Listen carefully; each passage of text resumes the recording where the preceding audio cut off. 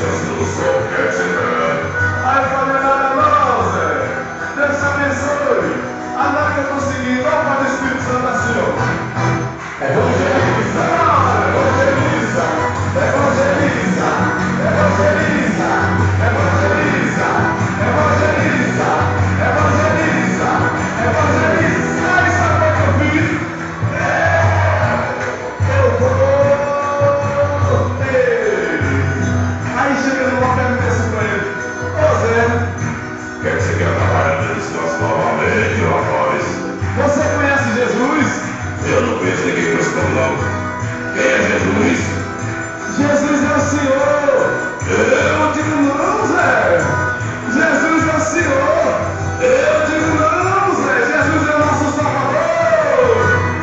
É o Rei dos Reis. É o Libertador. Eu vou profetizar na sua vida, Zé. Vai pra fé, eu quero que você me respeite. Eu digo eu vou profetizar, Zé. Eu digo calma, Zé. Presta atenção que eu vou profetizar em sua vida, vai, Zé.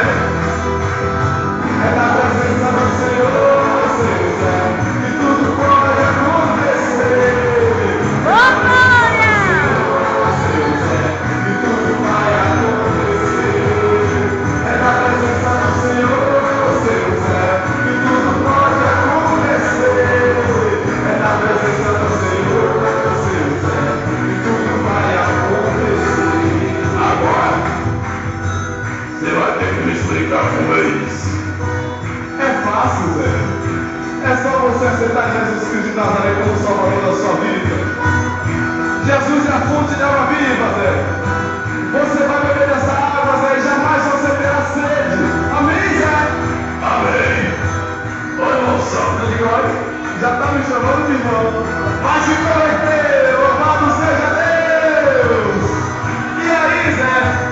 Você aceita Jesus Cristo como Salvador da sua vida? Zé, você aceita Jesus como Salvador da sua vida, Zé? Eu aceito. Glória a Aleluia! Ô Zé, Diga, você vai ser levita. eu vou voar. Eu digo não, Zé.